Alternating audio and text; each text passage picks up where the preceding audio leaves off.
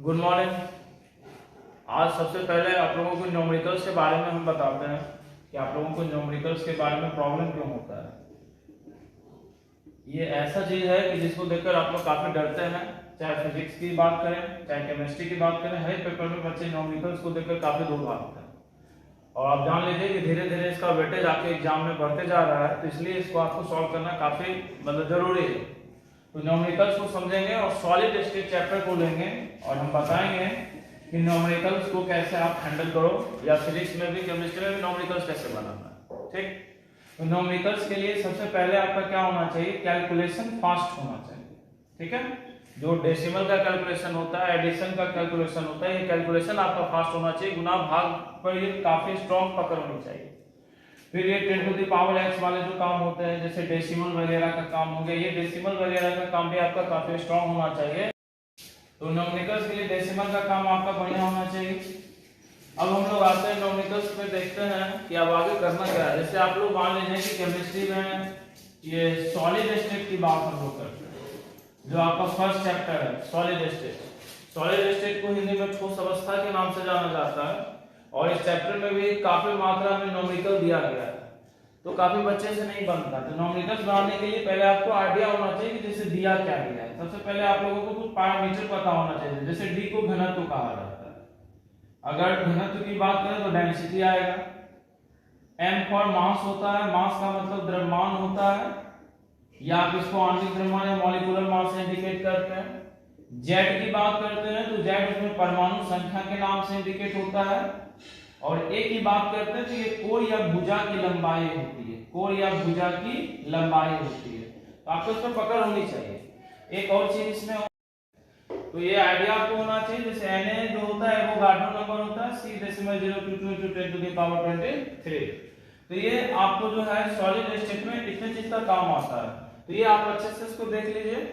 इसके बाद जो आपको पहले ये समझ में आना चाहिए कि किसको क्या कहा जाता है। जैसे एफसीसी को फलक केंद्रित एकक कोष्ठिका के नाम से जाना जाता है। फिर बीसीसी की बात करें तो बीसीसी को अंतः केंद्रित एकक कोष्ठिका के नाम से जाना जाता है। अगर एफसीसी की बात करें तो एफसीसी को सरल घनीय एकक कोष्ठिका के नाम से जाना जाता है। तो ये आपको आइडिया होना चाहिए। जैसे एफसीसी में बात कर ले परमाणु 4, बीसीसी में बात कर ले परमाणु 2, और एससीसी में बात कर ले परमाणु 1 होता है। अब इसके कोण की लंबाई तो a बराबर 4r/√2, a बराबर 4r/√3, a बराबर 2r। तो इस क्वेश्चन को आप आराम से सॉल्व कर सकते हैं इसकी मदद से। जैसे मान लीजिए हम एक न्यूमेरिकल्स लेते हैं 1 2 3, ठीक है, ओके। तो हम लोग क्वेश्चन को देखते हैं। जैसे मान लीजिए एक न्यूमेरिकल्स का एग्जांपल ले रहे हैं, इस पे कह दे कि यदि एफसीसी एकक कोष्ठिका है, ठीक है, अगर किसी क्रिस्टल जाल की बात करते हैं और वो एफसीसी क्रिस्टल में है, और आपसे प्रश्न पूछ दे कि यदि कोई एफसीसी एकक कोष्ठिका है तथा उसमें कह दिया जाए कि कोण की लंबाई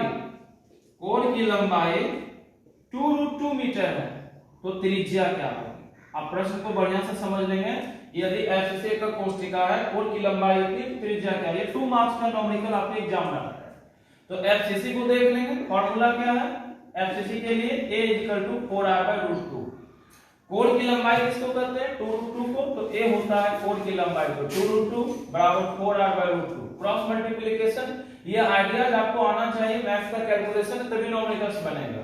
तो 4r 2√2, तो 4r 2 into 2। तो अब इसको सॉल्व कर लेते हैं। तो क्या बन जाएगा भाई आपका 4r 4, तो कैंसिल आउट हो गया, r 1। तो इस तरह के प्रश्न आपके एग्जाम में आते रहेंगे।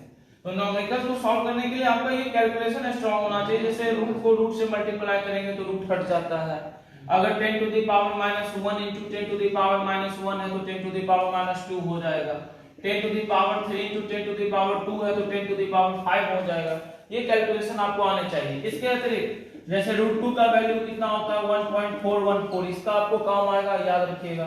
√3 का वैल्यू कितना होता है 1.732, तो इसका आपको वैल्यू का काम करेगा, तो इसको याद रखना है। तो आपको कैलकुलेशन याद रखना है कि लंबा चौड़ा जितना भी डेसिमल होता है, जैसे मान लो 2.1 into 2.1 मल्टीप्लाई करेंगे तो हमको पता है 441 आता है। एक डेसिमल का प्लेस यहाँ एक डेसिमल, तो 2 डेसिमल पहले आगे खसक जाएगा। तो ये सब चीज आपको बेसिक आना चाहिए, तो आपका न्यूमेरिकल्स आसान